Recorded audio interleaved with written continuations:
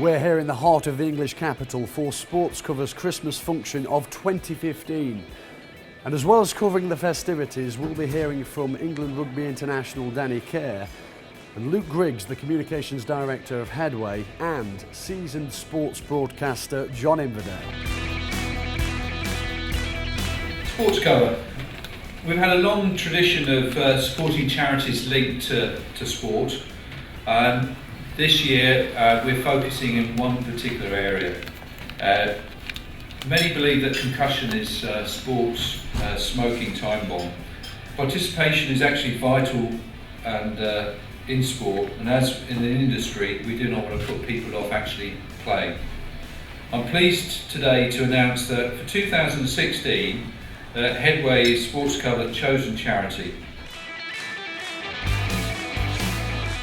Luke, tell us firstly about Headway. Well, Headway is a UK-wide charity that helps people to rebuild their lives after brain injury, the effects of which can be devastating and last a lifetime. So we help people to rebuild their lives, regain independence as much as they possibly can. Well, we all think it'll never happen to me, but each year around 350,000 people are admitted to hospital with an acquired brain injury.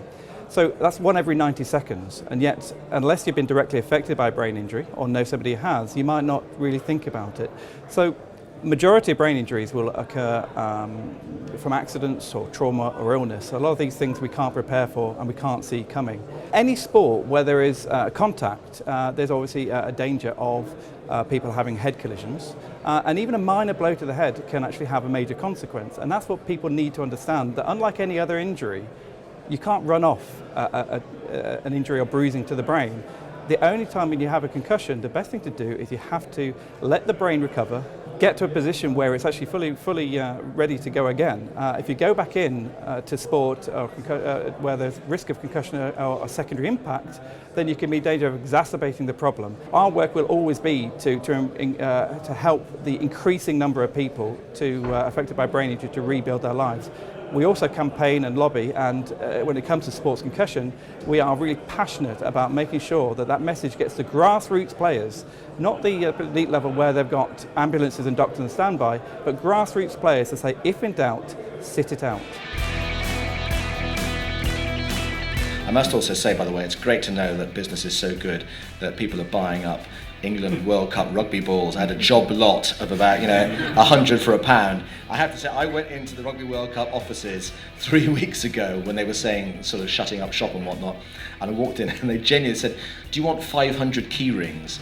I said, "All right." So I've got 499 England Rugby World Cup key rings at home. If anybody at the end of the afternoon actually wants one, I'll send them out to you. I'm delighted to be with a man who's been a familiar face on our screens for the past few decades, John Inverdale. Great to speak to you. One place to start, the Davis Cup. You were there. Put the achievement for Britain into words for me. Well, it was one of the greatest days I've actually been lucky enough to see in sport, and I thought Andy Murray's performance throughout the whole year has been extraordinary. I mean, some of those doubles matches have just been captivating sport. I mean, you don't have to be a tennis fan to realise how gladiatorial and how intense it is. And on a weekend, when we got a new British world heavyweight boxing champion, actually what Murray went 15 rounds, and then he went 15 rounds, and then he went 15 rounds again on 3 consecutive days. And I thought it was just enormous achievement. And I think, what makes me so angry actually is there are still 1 or 2 people in this country, more than that, who are gainsayers about Andy Murray as a tennis player, as a person, as if that matters. I mean, he is, without doubt, one of the greatest sportsmen that this country has ever produced, and we should just salute him for that. And to me, that's the end of it. Johanna Konta's had a superb season. How far do you think she can go? Well, she's had some great wins. The year of her life.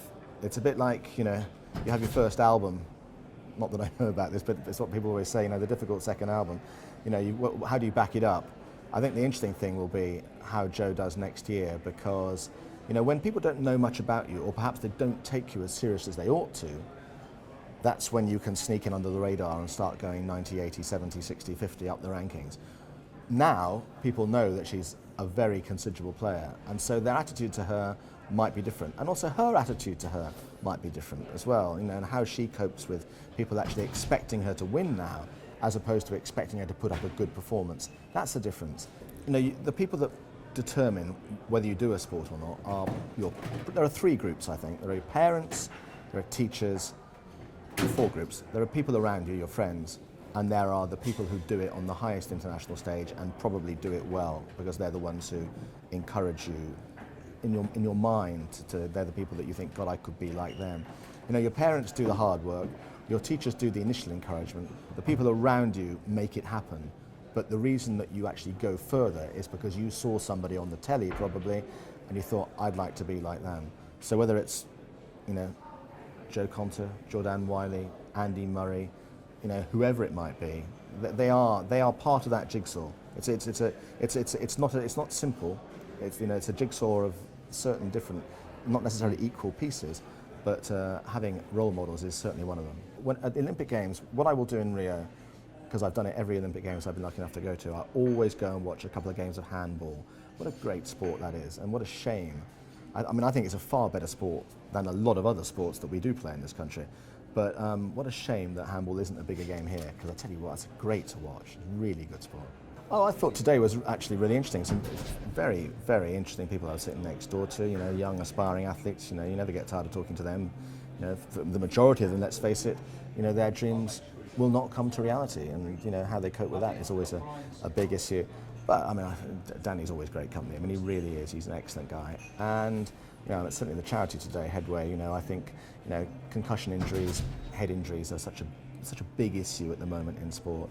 I think it's, you know, it's the more awareness there is about that, the better.